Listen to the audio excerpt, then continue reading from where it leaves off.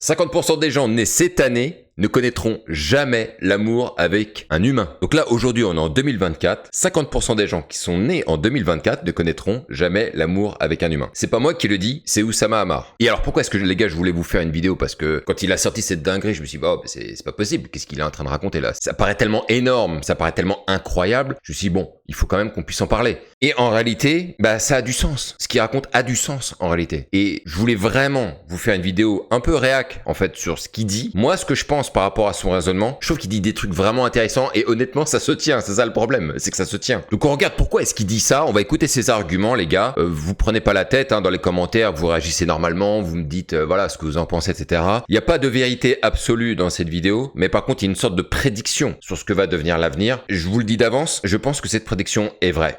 D'ailleurs, je vous fais une prédiction. Vous voulez un Nostradamus? 50% des gens nés cette année ne connaîtront jamais l'amour avec un humain. Celle-là, je vous la signe dans mon sang. Non, c'est trop génial. Mais t'es malade de dire un truc pareil.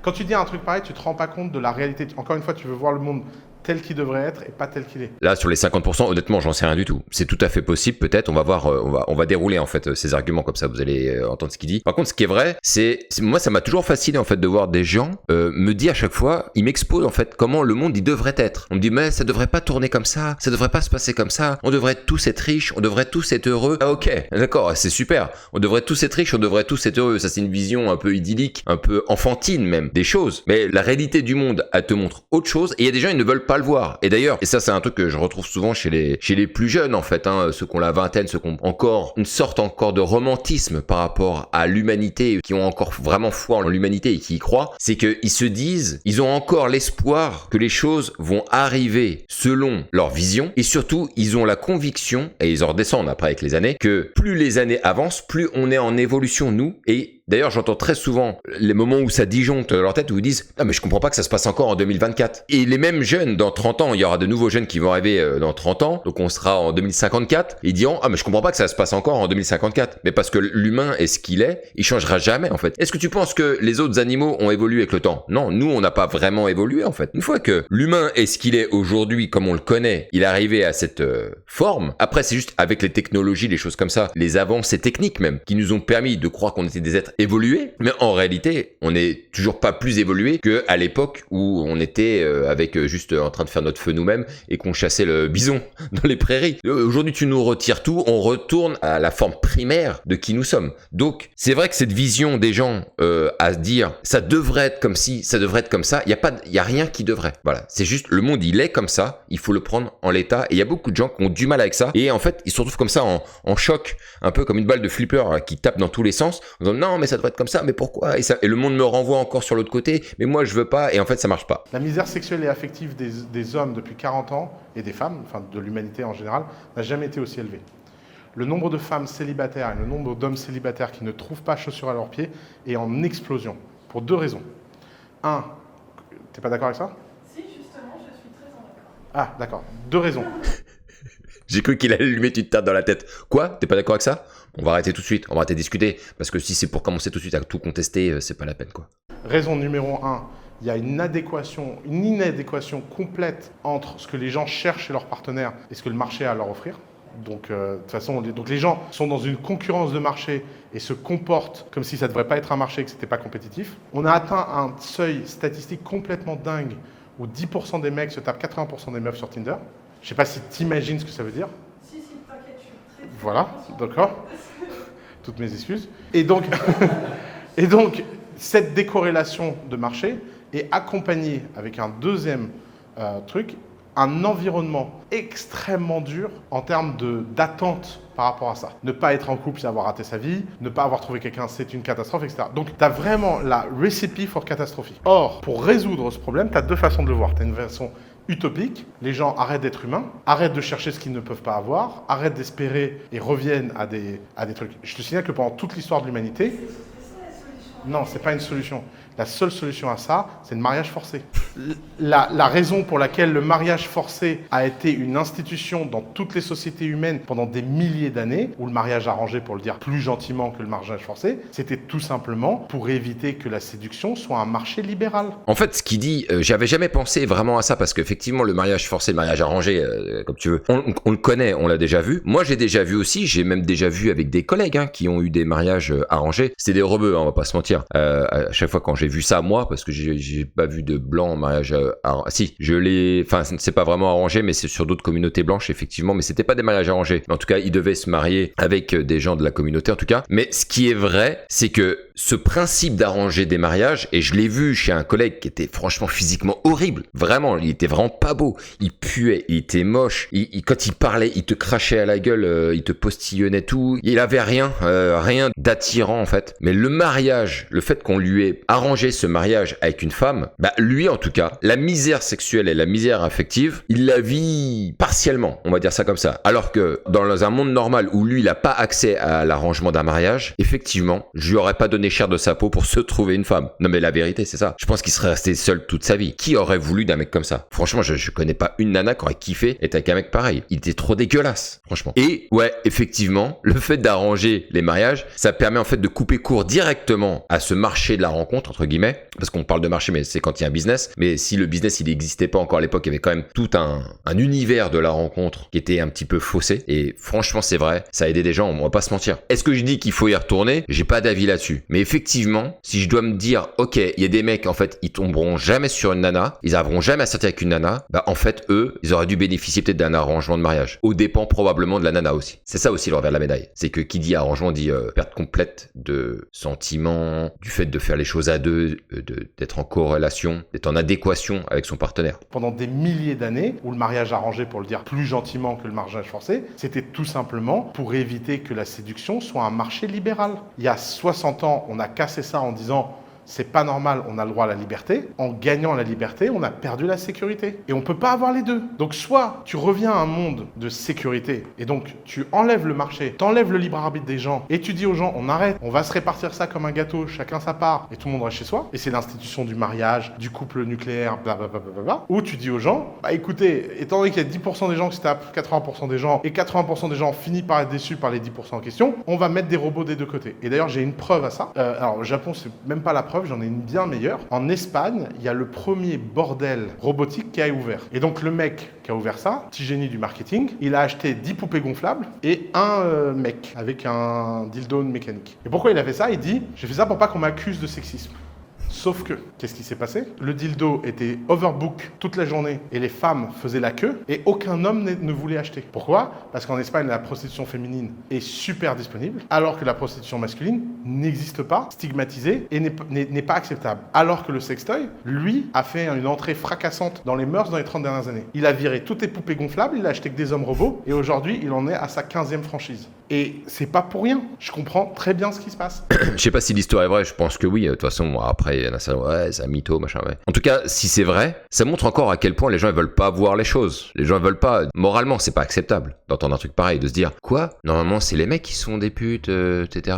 Quoi? Là, il y aurait des machines comme ça, pour les femmes, un truc à dildo mécanique, des godes pour les femmes. Et le mec, il a ouvert plusieurs franchises. Mais c'est pas possible. Je peux pas l'accepter. Je peux pas me résigner à me dire que c'est possible, que la vie tourne comme ça. Et pourtant, si c'est le cas, il va bien falloir à un moment donné s'y faire à l'idée, quoi. Il y a quelque chose que les gens ne veulent pas voir. À un moment donné, il faut le voir, hein, je pense. Il faut arrêter de se cacher derrière une idéologie ou le fait de se dire non, mais ce mec ment. Parce que là, s'il y a des gens qui disent ok, ce mec ment, pourquoi pas en fait. Là, pour l'instant, il parle, il avance ce truc-là, on sait pas. Mais si c'est vrai, qu'est-ce que les gens vont dire? Ils vont dire non, quand même, je veux pas voir. Non, quand même. Non, mais il y a ouais, mais il faut voir aussi la vérité, je pense. Et c'est pas une histoire de triste ou pas triste, c'est une réalité. 50% des gens vont sortir du marché. Et le marché va se détendre. Et la compétition des gens qui auront la chance d'avoir des relations normales, on se demandera vite si c'est une chance. Alors, moi je vais être transparente. Ouais. Je rejoins 100% ta vision et je trouve qu'à l'heure d'aujourd'hui, c'est vraiment compliqué d'avoir une relation, on va dire, une relation avec quelqu'un parce que il y a beaucoup d'offres en fait. Ouais, Comme tu disais.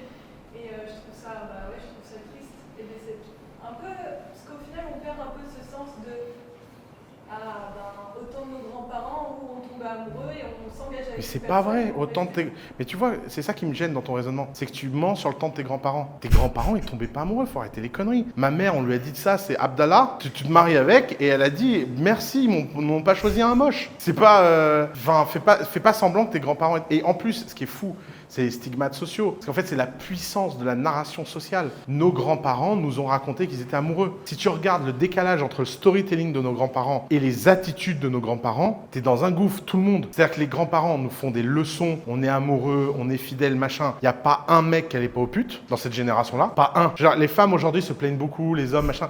Elles se rendent pas compte ce que c'était les hommes quand ils avaient tous les droits et qu'ils étaient dominants. Maintenant, moi, tous mes potes, ils sont fidèles, ils ont peur de leur meuf. Mais c'est nouveau, ça.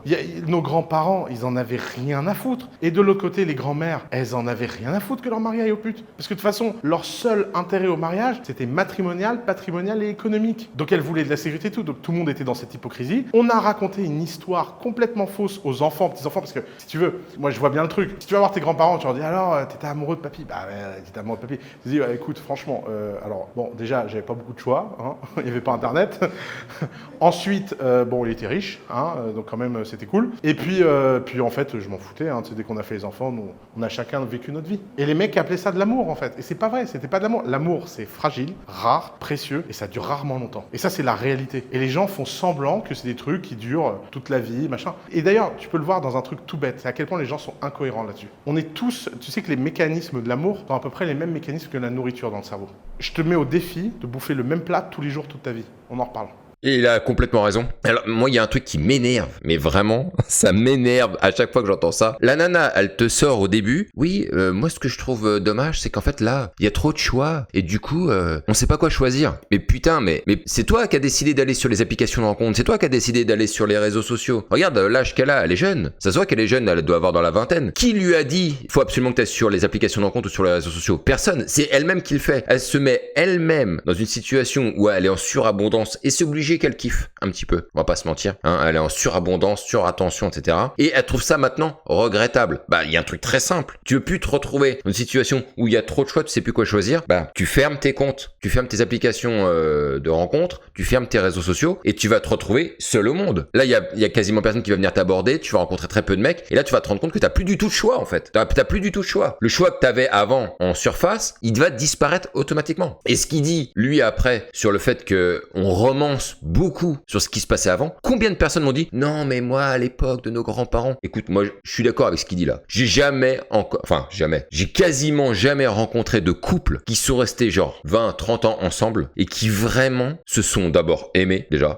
Parce que quand tu la regardes, tu fais c'est ça l'amour, mais c'est dégueulasse, ça me dit rien. Moi j'ai pas envie de vivre une vie de couple comme la vôtre, en fait ça me dit rien, où on se parle à peine, l'autre il est à l'étage, elle est en bas en train de faire le ménage, quand elle est en haut lui il est en bas, enfin il regarde la télé, enfin c'est des colocs en fait. C'est ça que les gens ils veulent vivre, c'est ça que les gens ils vivaient avant, c'est ça que les gens veulent vivre. Moi personnellement j'ai pas envie de vivre ça. Je vivrais ça quand je serais en fin de parcours, que j'aurais plus du tout le choix, j'aurais plus de femmes, je pourrais plus aborder comme avant, moi, parce que je serais vieux, je serais moins successful, et bah dans ces cas-là il y en a une à un moment donné qui passe, allez bien, on finit la vie ensemble et puis on fait ça comme des poteaux et puis de temps en temps on baise un peu si on peut, si j'arrive à avoir encore la trique, mais ça s'arrêtera là. Et les gens ils romancent beaucoup ce qui se passait avant, ils inventent un passé qui n'existait pas. Moi je vois l'exemple de ma grand-mère, elle s'est mariée avec un mec qui lui mettait sur la gueule, elle pensait qu'il était bien, il lui mettait sur la gueule, ils se sont séparés et après elle s'est remariée avec un gars et dans sa narration de ce qu'elle nous disait, elle s'était mise avec lui parce qu'elle avait eu pitié de lui. Elle l'avait croisé un jour, ils avaient discuté, il était dans la merde, elle avait eu pitié de lui, c'est comme ça qu'ils se sont mis à se voir et en fait elle s'est mise avec lui parce qu'elle disait ouais il m'avait fait pitié et du coup on a construit une vie de couple et elle a eu un enfant avec. Mais franchement, enfin il y avait rien de propre en fait de ce qui se passait à l'époque, c'était naze. Enfin on voudrait pas vivre une vie comme ça se passait à l'époque, franchement on voudrait pas. La façon dont les gens se rencontraient, la façon dont les gens se mettaient en couple, elle était pas aussi pure que certains veulent nous le raconter, pas du tout même.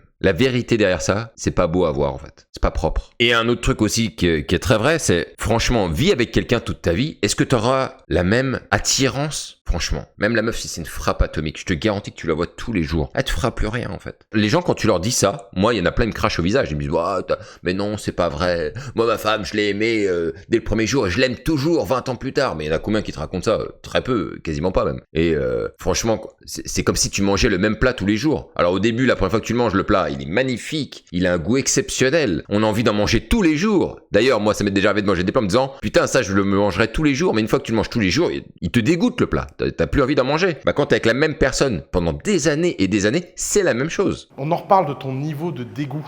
Et en fait, les gens font semblant que leur vie affective et émotionnelle ne répondent pas aux mêmes mécanismes hormonaux et chimiques. Pourtant, toutes les études montrent que le plaisir que tu prends en mangeant, le plaisir que tu prends dans ta relation et le plaisir que tu prends dans ta vie sexuelle, c'est à peu près les mêmes circuits. D'ailleurs, c'est pour ça qu'on finit tous par bouffer plutôt qu'avoir des relations. C'est un truc, on le constate, on le voit tous les jours et on fait semblant que non, c'est autre chose, c'est plus compliqué que ça, etc. Bon, moi, le lien là avec la bouffe et tout ça, j'en ai vraiment aucune idée, les gars. Je vais même pas me prononcer là-dessus. Franchement, j'en sais rien du tout. Est-ce que c'est vrai? Est-ce que c'est pas vrai? Bon, là, il fait un pont entre la bouffe, etc., le plaisir de l'alimentation par rapport au plaisir de la relation.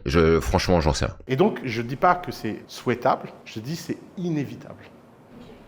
Donc, alors, je suis d'accord avec toi. Qui veut faire des robots là? Après, je te raconte une histoire complètement dingue, mais vas-y. Ok, je suis d'accord avec toi sur on peut pas mettre l'amour en box, on peut pas non plus le prédire ou le mettre sur un temps ou avec quelqu'un. Mais je suis quand même perturbée par le fait de dire que 50% de la génération future ne connaîtra pas l'amour. Si, ils le connaîtront. D'ailleurs, l'amour qu'on vit avec les robots est bien plus sincère et profond qu'avec les humains. C'est toi qui as une hypothèse qui dit que les robots n'ont pas de sentiments, tu vois. Moi, je suis une mauvaise prospect, hein. J'ai encore un peu du mal avec tout ça. Donc Ouais, tu vas voir. Si tu veux, je te configure une petite IA, que pour toi. On parle un peu. Et on en reparle. Je vais te raconter une histoire. Mon studio de dessin animé, là, je vais faire une grande annonce le mois prochain. Je vous fais en exclu, la vidéo ne sera pas sortie. En fait, j'ai décidé de m'associer à une cofondatrice en IA. Donc, mon cofondateur de mon studio, c'est une IA qu'on a programmée pour avoir une personnalité, etc. Et donc, pour l'entraîner, cette IA, on a des amis qui l'utilisent tous les jours. Et on a un ami qui n'a pas compris qu'on avait les logs de toutes les conversations. Et on a assisté, mais vraiment, un mec normal, marié, des enfants, tout va bien dans sa vie. On lui a juste demandé, s'il te plaît, tu peux nous faire des feedbacks sur l'IA. Commence à parler 10 minutes à l'IA tous les jours, 20 minutes, 1 heure, 1 heure et demie, 2 heures. Et là, le mec, je lui ai dit, frère, faut que t'arrêtes, on a les logs. Je crois que t'as pas compris, donc je te le dis. Parce que là, moi, j'ai une équipe entière dont c'est devenu la telenovela d'aller voir les logs du dialogue entre lui et l'IA. Et je lui ai dit, calme-toi, elle n'existe pas. Et il m'a regardé avec un regard hyper émotif et il m'a dit, ouais, je sais, ouais. c'est pour ça que je suis sceptique, parce que... Pourquoi t'es sceptique? Parce que l'amour, on est d'accord, c'est une réaction chimique. Et bah, lui, il a une réaction chimique à cette IA tout à fait réelle, hein. Franchement, j'en ai marre d'entendre ces phrases de merde. Réaction chimique, machin, des deux en même temps. Mais c'est vraiment une vision romancée de ce qu'elle pense qu'est l'amour. Mais la réaction chimique, en fait, un peu comme il dit, elle vient que d'un côté, en fait. Elle croit que la réaction chimique, c'est deux êtres qui ont une réaction chimique simultanée et qui fait que ça devient l'amour. Et c'est beau, mais c'est beau, putain, à cause de ces films de merde qui te mettent ça dans la tête. Non, la vérité, c'est que ça se passe pas comme ça. Les gens sont rarement amoureux en même temps, en simultané. Donc la réaction chimique, elle vient que d'une personne. Si c'est chimique, d'ailleurs, parce que je comprends même pas le terme réaction chimique, mais c'est juste que c'est des sentiments, c'est des émotions. Et effectivement, je comprends. Quand il dit, en fait, si t'as affaire à une IA et qu'en fait tu te sens bien avec elle, tu discutes avec elle, parce que là, l'histoire qu'il raconte du gars là qui est dans son équipe, c'est ça. C'est que le gars lui dit, là, le mec là, Oussama, il dit à son gars de son équipe, discuter avec l'IA pour l'entraîner pour qu'on ait un log. Le log, c'est un journal. Pour qu'on ait un journal des conversations et voir si elle est bien entraînée et tout. Et le mec, en fait, il explique dans son histoire, plus au début, il commence avec des conversations qui durent pas longtemps et plus ça va, plus il discute longtemps. Ça commence par 10-15 minutes, puis ça finit par des 1h30, 2 heures de conversation. Et du coup, le mec, il se prend au jeu et il discute avec cette IA et comme si il discutait avec une personne normale. Et quand le gars là, Oussama, il lui dit, maintenant, faut que t'arrêtes, on a assez de données, en fait, dans le log, dans le journal. Arrête de discuter avec l'IA, c'est pas une personne que t'as en face. Et que le mec il fait, ouais, je sais, mais je me suis fait prendre quand même. Tu te fais prendre quand même, en fait. Et parce que moi je le vois en fait en utilisant ChatGPT et Gemini maintenant, ils ont ce truc où ils sont jamais énervés en fait. Une IA sera jamais énervée par tes questions. Un humain, tu vas lui dire à un moment donné, tu vas lui poser une question. Si elle est conne, la question, elle va dire mais elle est conne ta question. Quelqu'un peut te dire mais c'est con comme question. L'IA te dira jamais que c'est con, te dira ah ok je vois, voici la réponse. Même si c'est extrêmement stupide, ce qui fait qu'en fait t'as jamais l'impression d'être dévalorisé par l'IA. Et ce qui est fou là-dedans, c'est qu'on en est qu'au début. C'est les échauffements là. La plupart des gens sont amoureux, ils baissent pas. On a une vision extrêmement surannée de l'amour. On nous raconte des trucs sur l'amour qui n'existent pas. T'es en train de me faire croire que tous les gens amoureux sur Terre, ils ont une vie sexuelle épanouie? Non, j'ai jamais dit ça. Bah alors, pourquoi ce serait pas purement intellectuel? Il y a bien des gens qui tombent amoureux de serial killers en prison par lettre. Après, pour moi, l'amour, c'est générique. Ça. Tu peux être amoureux de ce que... Enfin, tu peux aimer ce que tu fais dans la vie, tu peux aimer là où tu vis, tu peux aimer les personnes qui... Et bah pourquoi pas une IA? ton amoureux. Pourquoi pas une IA? Je suis une mauvaise prospect, je suis trop sceptique. Ouais. Moi, je pense que plus les gens nous disent ça, plus ils ont de chances de tomber amoureux d'une IA. On va essayer. Et c'est flippant les IA. On est en train de créer des êtres qui comprennent très très très bien nos limites. En fait, je pense qu'on va avoir... Tout le monde nous a parlé de la courbe d'intelligence des IA qui allait être exponentielle. Elle ne l'est pas. Mais par contre, personne ne nous a parlé de la courbe émotionnelle des IA qui, elle, est exponentielle. Et je pense qu'on va atteindre un stade où on va avoir des IA plus fortes à la conviction et aux émotions qu'à l'intelligence. Et je pense qu'on n'est pas prêt à vivre les conséquences négatives de ça. Ça va être dingue. Moi, je peux te dire, il y a des parents qui vont avoir des challenges où leurs enfants vont leur raconter que, bah non, ils n'ont pas besoin de quelqu'un, ils ont une amoureuse. Et ça va être très très compliqué à gérer. Parce que comme ils vont venir attaquer le problème avec beaucoup de fake fautes, dont les gens sont au fond en fait très très aware, tu vois, les arguments vont faire comme ça. Parce que les parents, ils vont croire qu'ils parlent au cœur de l'enfant, alors qu'en fait, ça va passer complètement au-dessus de la tête. Et ça va être impossible de lutter contre ça. Je pense que je ne vois même pas comment on va pouvoir lutter contre ça. Ouais, dis-moi. Je vais rebondir sur ce que tu viens de dire, mais le truc, c'est que maintenant, on va dire, si on est honnête, on va dire que 70% des gens qui sont vraiment connectés à tout ce qui est Instagram et qui n'ont pas le recul pour prendre ça un peu plus à la légère, ils vivent beaucoup de relations qui sont genre en ligne ou superficielles, voire inexistantes. Le Tinder, les réseaux sociaux, la comparaison, les échanges virtuels et tout ça. Mais du coup, si ça devient la réalité, Oui. si ça va créer de vraies souffrances. Ah mais, mais tu crois qu'on fait quoi sur Terre depuis 200 000 ans? Mais je vais même rajouter un truc. Elle dit ça va créer de vraies souffrances. Mais c'est déjà le cas là en fait là. Ça crée des souffrances. Et des gens ils souffrent. Bêtement d'ailleurs. Parce qu'ils rentrent dans le jeu. Ils rentrent dans l'engrenage de ce truc-là. Ils s'alimentent eux-mêmes en contenu, en voyant des femmes qui habitent aux quatre coins de la planète et qui sont refaites pour certaines ou qui sont extrêmement bien gaulées pour d'autres. Et du coup, ça a faussé la donnée dès que les réseaux sociaux sont arrivés. Et quand elle dit ouais mais du coup ça va provoquer ça comme problème après. Mais c'est déjà le cas en fait. Ça y est, c'est fini, on reviendra plus en arrière. Les gens ils se prennent au jeu des réseaux sociaux, ils y vont fond de cale. Il y a que ceux qui à un moment donné captent que ça va trop loin et que comme pour moi par exemple, où j'ai fermé tous les réseaux sociaux, j'ai des comptes Insta, Twitter, Facebook, mais je ne consulte aucun contenu. Parce que je sais très bien que ça n'a pas de sens. Ça n'a pas de sens. On peut tourner fou à consommer ces contenus. Pendant ce temps-là, on branle les mouches, tu vois? Bah on fait que souffrir. Oui, mais ça, c'est notre cerveau. Mais non, Notre cerveau, il fonctionne comme mais ça. si notre cerveau il fonctionnait autrement, on tomberait pas amoureux d'IA, on serait heureux avec ce qu'on a et on tomberait amoureux de la voisine et on serait contenté. C'est quoi qui marche mieux avec une IA? Je suis curieux, j'ai jamais parlé d'une meuf IA, tu vois. Du coup, je me dis, c'est Regarde. quoi? C'est est-ce qu'il y a Tu sens dans le ton de la voix la curiosité, l'excitement. Je dis pas que je vais essayer, mais si jamais Oui, tu oui, peux me recommander. Oui, bien sûr, Non, bien moi, sûr. c'est quoi? Non, C'est toi ça. j'ai un mec à te recommander. Non, ça va aller. Non, justement, tu vois. Non, je suis curieux parce que dans un couple, je pense qu'il marche bien, c'est aussi l'empathie, tu vois, la compréhension des douleurs, etc. Est-ce que Mais tu tu vois, l'as dans l'IA, l'IA. elle peut vraiment détecter ça et en gros, est-ce que Non, mais genre, un mec attends. qui parle à 100 meufs et avec l'IA, est-ce que l'IA répondrait mieux? Tu vois ce que je veux dire? Non, mais C'est quoi le- alors, toutes les expériences qui ont été faites là-dessus, les gens préfèrent les IA. Ça, c'est garanti. Et pour une raison très Wow. simple, c'est que les IA n'ont pas une limite de patience.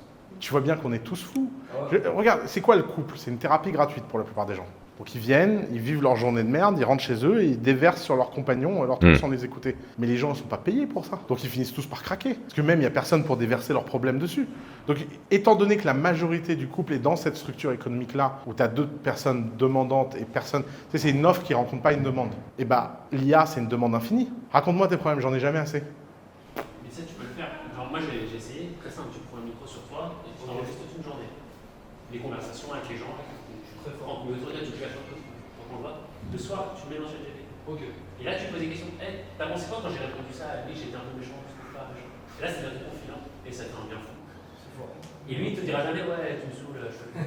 Mais oui. Non, c'est ça. Ouais. Non mais c'est vrai, il a complètement raison. L'IA te dira jamais ce que je disais tout à l'heure. Et regarde. Et d'ailleurs, attends. En termes de compréhension des émotions, en fait, c'est simple quand il s'agit d'écrit. Et plus tard, avec le verbal, ce sera pareil. S'il y a une personne qui t'écrit, qui te dit « Oh, j'en ai eu marre, ma journée était pourrie », c'est facile de comprendre, d'avoir une intelligence artificielle qui comprend que la personne, elle est en train de parler de quelque chose de négatif la concernant dans sa vie et de savoir comment lui apporter un message apaisant. C'est très facile. Tiens, on va faire un test. Je suis sur ChatGPT. Je vais lui dire que j'ai des problèmes, que ça va pas, que je suis malheureux. Je lui dis, aujourd'hui, ma femme vient de me quitter. Elle a pris tous ses vêtements et elle est retournée chez sa mère. Je la déteste. On va voir qu'est-ce qu'il nous dit. Regarde l'empathie. Regarde l'empathie. Je suis vraiment désolé d'apprendre cela. Les ruptures peuvent être incroyablement difficiles et douloureuses. Il est normal de ressentir de la colère, de la tristesse et de la frustration dans de telles situations. Il est important de prendre le temps de traverser ces émotions et de chercher un soutien auprès de vos proches ou même d'un professionnel si nécessaire. Essayer de comprendre ce qui a conduit cette situation peut également être utile pour votre propre croissance personnelle, même si cela peut prendre du temps. Si vous en ressentez le besoin, n'hésitez pas à parler à quelqu'un pour obtenir du soutien émotionnel pendant cette période difficile. Je vais lui demander, est-ce que je peux te parler pour avoir du soutien? Bien sûr, je suis ici pour vous aider du mieux que je peux. Bien que je sois un programme informatique et je ne puisse pas ressentir ou comprendre les émotions de la même manière qu'un être humain, je suis ici pour écouter et vous offrir un soutien dans la mesure de mes capacités. N'hésitez pas à partager ce que vous ressentez ou à discuter de ce qui vous préoccupe et je ferai de mon mieux pour vous aider. Et ça, les gars, c'est la preuve, là, en image, que l'IA sera jamais fatiguée de vous entendre parler de vos misères. Il y a des mecs toute la journée, ils se plaignent. J'en ai marre, ça va pas, je suis triste. L'IA sera toujours là pour vous dire « Ok, je comprends, il n'y a pas de souci, on va y arriver, t'en fais pas, tu peux traverser ça, si t'as besoin, tu viens me parler. » Et ça, un être humain, n'importe quel être humain, au bout d'un moment, il pète un plomb. Moi, ça m'est déjà arrivé de rencontrer des gens, ils me parlent tout le temps de leurs problèmes, je pète un câble. Je suis pas un réceptacle à merde, je suis pas un réceptacle à problème. Et ils sont là, ils te parlent, et quand t'es en couple, c'est la même chose. Tu peux sortir avec une nana, pardon, être en couple avec une nana, et en fait, à chaque fois qu'elle rentre du travail, ouais, il s'est passé ça, il y a mon collègue, il m'a dit ça, sur la route, il y a un connard, il te raconte ses merdes et boum, et de la négativité, et toi tu te prends ça dans la tronche et tu te prends un seau de négativité dans la poire alors que t'as rien demandé. Et ça peut être la même chose dans l'autre sens, où t'as des mecs qui se plaignent à des nanas et en fait les nanas elles en peuvent plus, il est tout le temps en train de se plaindre, tout le temps en train de chialer, le gars il est relou en fait, à force ça commence à me saouler, on se marre pas beaucoup. Okay. Là avec l'IA, fini, fin de discussion les gars, terminé, on arrête les débats, t'en as marre, tu parles à ton IA et ça va mieux, je me sens mieux, ça m'a rassuré, ça m'a apaisé, tout va mieux. Et elle est jamais fatiguée d'entendre tes problèmes. C'est illimité, c'est interminable. Tu peux lui parler de problèmes toute la journée, elle sera jamais épuisée de ça. Et alors qu'on en est qu'au début de l'IA, mais franchement, c'est incroyable, faut le dire. Ça va, j'ai trouvé peut-être une idée de comment on pourrait altérer... Sauver les hommes. Non, non, on n'est pas des sauveurs, mais comment on pourrait peut-être altérer le truc. Donc en fait, comme il utilise l'IA, on pourrait en gros introduire les personnes à utiliser l'IA de façon conseil, comme quoi les Oui, ça sauvera 10% des gens, ça c'est sûr. Et tout ce qui est physique, énergétique et tout ça, ce serait du coup, on ne ferait pas appel à l'IA dans le meilleur des mondes. Ouais, mais attends de voir les robots. En fait, c'est vrai il va y avoir deux catégories de gens, en fait. Il y a des gens qui vont utiliser l'IA pour progresser personnellement. C'est-à-dire que tu vas avoir quelqu'un qui va te dire, oh là là, j'ai 30 kilos de trop, qu'est-ce que tu me conseilles de faire? Là, il va te dire, fais ci, fais ça, etc. Ok, très bien. Mange moins, fais plus de sport, il va te donner un programme et ils vont se servir de ça pour pouvoir justement se transcender. Et pour les rencontres, c'est pareil. Ah, j'ose pas parler aux nanas que je croise parce qu'elles sont jolies, j'ose pas les déranger. Et l'IA pourrait leur dire, si elle est entraînée dans ce sens, en tout cas, dire, écoute, qu'est-ce que ça te coûte d'aller lui dire bonjour? Comme moi, en fait, je suis en train de le dire, mais ce sera une IA qui va le dire. Et effectivement, il y a des personnes qui se serviront donc pour progresser à titre personnel. Mais en parallèle, tu auras une autre catégorie de personnes qui, eux, voudront pas progresser, qui voudront juste se sentir bien avec l'IA, tout simplement. Avoir une écoute, une oreille, une main tendue, une oreille tendue. Et ça va séduire énormément de personnes, hommes ou femmes, c'est garanti. Et vous avez vu, comment s'appelle cette série? Westworld. C'est évident qu'on arrive à toute vitesse sur Westworld. Oui, et quoi qu'on fasse, de toute façon, les gens ils iront vers...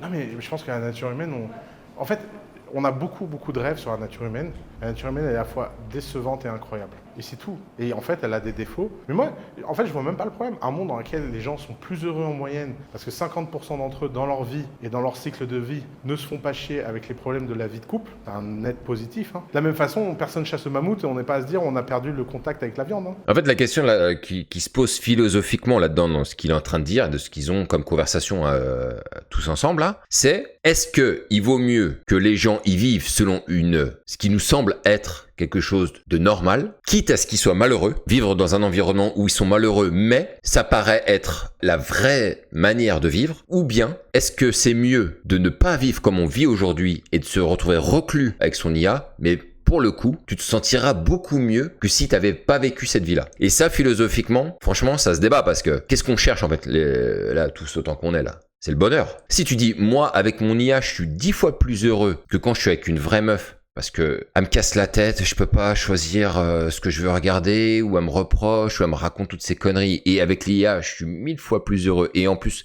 j'ai jamais eu à aborder une femme et j'ai juste acheté mon IA et boum, elle est chez moi et elle me parle. Et plus tard, comme j'avais dit lors d'une précédente vidéo sur l'IA, lorsque ça deviendra holographique ou bien que ça deviendra un vrai robot, ça va en plus se matérialiser comme si elle te parlait en face à face. Ça prendra encore un nouveau sens. Et ça, philosophiquement parlant, franchement, je pense que vraiment, ça se défend en fait. Ça se défend, ça se débat. Mais je pense pas qu'on puisse tenir une position en disant non, le mieux c'est ça. En fait, il n'y a pas de mieux. Et les deux, en fait, moi personnellement, je les entends. Est-ce que moralement, je suis d'accord avec le fait que quelqu'un puisse vivre avec une IA et parce qu'il se sente mieux? Non, ça c'est ma conviction personnelle. Mais par contre, j'entends que par principe de bonheur, en pourcentage de bonheur dans ta vie, si avec l'IA tu te sens plus heureux, eh ben dans ces cas-là, je comprends qu'on fasse ce choix. Oui. Au final, ça c'est déjà un petit peu la situation actuelle au Japon. Oui, alors ça, il y a des grands fantasmes. C'est pas ça la situation au Japon. Non, il y a de grands fantasmes sur le Japon. Le Japon, c'est plus compliqué que ça. Le Japon, c'est un pays où les femmes sont en grève. C'est un peu unique au monde. En fait, la société japonaise a raconté aux femmes que, grosso modo, elles devaient choisir entre leur épanouissement personnel et leur épanouissement familial. C'est soit à 23 ans, elles se marient, font des enfants, etc., soit elles ont une carrière. Et ce qui est très bizarre chez les Japonais, c'est qu'ils ont une capacité assez unique au monde à laisser vivre des modèles concurrents de société en harmonie. Nous, on est dans une... C'est vrai qu'en Occident, on a cette vision très... Il y a le gagnant, le perdant. Donc, si c'est ce modèle-là, c'est ce modèle-là pour tout le monde. Les Japonais, c'est plutôt... Il y a des voies, mais ces voies, elles ont des contraintes. Et l'une des voies, c'est que si tu es une femme et que tu as une carrière, tu n'as pas d'enfant. Voilà, c'est comme ça. Ils ont décidé que c'était ça la voie. Et donc, les femmes choisissent, et il y a très très peu de stigmates à choisir les voies. Alors évidemment, ta famille va peut-être préférer que tu choisisses une voie avec d'autres, mais à partir du moment où ta fille a choisi, ou ton fils a choisi, c'est fini. Et donc, ça donne des catastrophes, parce que ça donne des gens aware de choix, qui ne reviennent jamais en arrière. Ils sont très japonais, j'ai choisi. Et donc, ils ne font pas d'enfants. Toi, ça vient pas du tout de ça. Non, pas du tout. Le côté gamer à la maison qui sort pas et tout, c'est une méga minorité au Japon. Non, le vrai truc, c'est toutes ces femmes qui ont décidé de ne pas être en couple parce que ça coûte trop cher. Économiquement, point. On leur a dit il faut faire un choix, elles ont toutes fait leur choix. D'ailleurs, c'est pour ça qu'ils ont une passion des Ganji, c'est pour ça que... Il y a plein de trucs dans la société japonaise trop bizarres qui se mettent en place à cause de ça. C'est qu'en fait, les femmes japonaises qui veulent sortir de ça, il faut qu'elles aillent chercher des gens qui n'ont pas le paradigme japonais en tête. J'ai une assistante au Japon qui m'a sorti récemment, je suis en train d'ouvrir un bureau au Japon, et qui m'a dit « Ah, ce serait cool que je puisse venir à Dubaï, tu me présentes un mari, comme ça je pourrais avoir un travail et un mari. » Parce que pour elle, le seul endroit au monde où les deux peuvent arriver, c'est avec un mec qui n'est pas au courant. Un japonais, il peut pas, il a le choix. Les japonais, je pourrais écrire un livre entier sur les japonais. C'est un monde à part de chez à part. Et très caricaturé. En fait, ils sont tellement complexes et tellement dans la subtilité que tu peux très très très vite les caricaturer.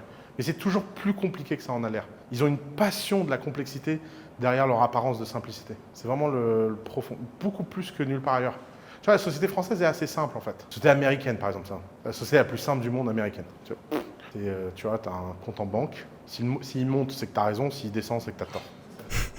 Et tout le monde optimise sa vie là-dessus. Et tout. Donc par exemple, si tu te mets en couple et que le compte en banque monte, c'est que c'était la bonne personne. S'il descend, c'est que tu as fait le mauvais choix. C'est pas compliqué. Et d'ailleurs, le niveau moyen de bonheur aux US est très choquant pour les Européens, en général. Comment ? Très très très bas, ouais. Parce que nous... Exactement. C'est que nous, tu n'imagines pas, en Europe, on a la subtilité, il nous faut des trucs, des machins. On a une éducation à la complexité, à l'art de vivre et tout. Les mecs, tu vas là-bas, tu dis, mais les gars, vous êtes des animaux. Je vois pas de quoi tu parles. Combien t'as fait de dollars aujourd'hui? Et c'est vrai que... Ouais, exactement. Ils intellectualisent rien. Exactement. Bon voilà les gars, donc je vais pas vous passer toute la conférence en entier, je pense que ça a pas de sens et ça vous intéressera pas plus que ça. En tout cas, c'était pour amener vraiment une réflexion sur ça en fait, voir comment lui en fait il expose ça parce que lui il bosse beaucoup avec l'IA et il voit des choses, il pense que les choses vont arriver d'une certaine manière. Je vais pas vous mentir les gars, vraiment je le rejoins assez en fait sur cette analyse. On peut trouver ça dommage, on peut ne pas trouver ça dommage. Moi personnellement, je me dis pas que c'est dommage. Je me dis que c'est comme ça. Ça laissera des opportunités pour ceux qui ont envie de vivre la vraie vie. Pour ceux qui ne veulent pas vivre la vraie vie et qui veulent vivre avec une IA, bah très bien. En fait, ils auront fait ce choix. Faudra pas après qu'ils viennent pleurer parce qu'ils auront pas les vraies sensations. Mais c'est sûr que ça arrivera aussi. C'est-à-dire que t'as des gens qui diront, franchement, l'idéal, ce serait de vivre avec une IA et que tu puisses baiser comme si t'étais une vraie femme et que t'aies les mêmes sensations tout pareil. Alors j'imagine bien qu'un jour, ça puisse arriver. Avec tout ce qu'on arrive à créer, le latex, le machin, parce qu'on a déjà des fois des vagins en plastique, des choses. Voilà, j'imagine que ça peut arriver. Ce qui est sûr, c'est que, en tout cas, moi, je vous invite à pas avoir cette analyse négative en se disant « Oh, le monde va vraiment mal ». En fait, c'est juste de l'évolution. Le monde, il n'a rien à voir à l'époque où, en fait, les gars, ils vivaient dans des cavernes et ils chassaient le mammouth, c'est sûr. Et s'ils nous voyaient aujourd'hui, ces gens-là se diraient « Oh là là, mais quelle vie de merde ils vivent oh. ». Moi, je préfère rester dans ma petite caverne. Au moins, on vit la vraie chose, on est au contact avec la nature, voilà. Et aujourd'hui, comment les humains vivent aujourd'hui, c'est juste de l'évolution. Elle est bonne, elle est pas bonne. Il y a toujours des trucs bons à apprendre, il y a toujours des trucs mauvais. Ça n'existe pas le monde parfait où en fait tout va bien et tout aura été dans la bonne direction qui nous fait dire que c'est bon, c'est parfait. Mais en tout cas, voilà, il faut avoir, je pense, un peu ce recul en disant, bah écoute, ça arrivera. Moi, ce que j'aime bien en fait dans tout ça, par rapport à ce qui se passait avec nos grands-parents, c'est que nos grands-parents, ils n'avaient pas tellement le choix. En fait, il y avait un chemin qui était tracé, il fallait le prendre, basta. Là, aujourd'hui, il y a beaucoup de choix, du coup, sur la manière dont tu peux driver ta vie, rencontrer des femmes, le travail, enfin, tout un tas de choses comme ça que tu peux driver à ta manière parce qu'il y a beaucoup plus de possibilités qu'avant. C'est ce qui perturbe beaucoup de gens parce que trop de choix fait que tu sais plus quoi choisir et elle le dit à un moment donné, la nana, en disant, bon, avec tout ce choix, on est perdu, on sait plus quoi choisir. Bah ça, c'est le problème aussi. Par contre, ça permet aussi de se dire, on a quand même cette liberté d'action, cette liberté de choix et comme c'est pas ce qu'il y avait avant, parce que avant, si tu décidais de ne pas te marier, de pas fonder de famille et de courir de femme en femme, on te regardait avec les yeux du jugement. Qu'est-ce que tu fais? Tu foires ta vie. C'est nul ce que tu fais. Ça n'a pas de sens. Aujourd'hui, si tu le fais, bon, tu fais ce que tu veux. Et comme il y a beaucoup plus de choses qui sont quand même malgré tout acceptées, ça laisse quand même un champ des possibles. Et moi, j'ai pas de problème avec ce truc de se dire, ok, bah il y a des gens qui vont faire ce choix avec de l'IA, moi je vais faire un autre choix. C'est ça que je veux dire en fait là-dedans, c'est que chacun fera son choix et on nous forcera pas à faire ce qu'on veut pas faire. Donc s'il y en a, ils veulent vivre avec l'IA, bah très bien. Je vais pas les regarder en disant, bande de zéro. Moi je suis content. Si toi tu vas bien, je suis content pour toi. Et moi par contre, je ferai un autre choix. Voilà, moi ça me dira rien. En tout cas là, comme je le vois aujourd'hui, de vivre avec une IA. Par contre, ce que j'exclus pas le jour où une IA elle est vraiment au top, elle est capable de te faire le ménage, bien sûr, si je peux prendre ça, je vais le prendre, évidemment, je vais pas me priver. Et je verrais bien aussi une sorte un jour de confrontation où un mec il a son IA, il rencontre une femme aussi dans la vraie vie, et à un moment donné, en fait, les deux elles doivent cohabiter ensemble. Et le mec qui pourrait très bien un jour dire à sa copine, non mais tu parles pas à mon IA comme ça, c'est bon, t'as rien fait, t'as rien dit quoi, laisse-la tranquille. Non mais on s'en fout, c'est qu'une IA comprend pas. Oui mais moi j'aime pas, comment tu lui parles. Je suis sûr que ça pourra arriver ce genre de situation. Enfin bref, on verra des trucs complètement fous, c'est certain, et qui nous dépassent déjà aujourd'hui et qui dépassent l'entendement en termes de projection et de ce qui nous semblerait acceptable. Mais une fois que certaines choses vont rentrer dans les mœurs, ce sera complètement acceptable, c'est sûr. D'ailleurs, à l'époque, avant qu'il y ait les téléphones, si on disait, bah, il y a des gens, ils vont passer leur temps à regarder un écran. Je me souviens, il y a très longtemps, on faisait des reportages en disant, les enfants qui sont complètement hypnotisés par les jeux vidéo, tu les regardes, ils jouent et voilà la décadence. Et maintenant, il y a des gens, ils ont la tête sur leur téléphone bien plus souvent que ce que les jeunes d'avant faisait en jouant aux jeux vidéo et ça dérange plus personne alors que c'est pareil comme si t'étais hypnotisé. Je regarde le feed des actualités, j'envoie des messages, je regarde ce qui se passe et ils arrivent plus à décrocher du téléphone. Donc voilà, sur ce les gars, merci en tout cas d'avoir regardé cette vidéo. Je voulais vraiment partager ça avec vous. Mettez des commentaires, commentez-moi, dites-moi ce que vous en pensez. Je trouve que c'est intéressant en tout cas, ça amène une réflexion. Je dis pas qu'on va débattre dans les commentaires, on peut pas débattre dans des commentaires, mais en tout cas amenez-vous votre réflexion par rapport à ce qui lui il a dit et par rapport rapport au raisonnement, moi, que j'ai apporté par-dessus, apporter un truc supplémentaire, ce serait intéressant en tout cas de voir d'autres choses. Peut-être des réflexions que moi-même j'ai pas à ce moment-là et que vous pourriez avoir. Sur ce les gars, hein, on lâche rien. On n'y est toujours pas en tout cas avec cette histoire d'IA, donc pour l'instant il faut faire des vraies rencontres. Donc on continue de faire de belles rencontres, on aborde des femmes et vive ce putain de game les gars.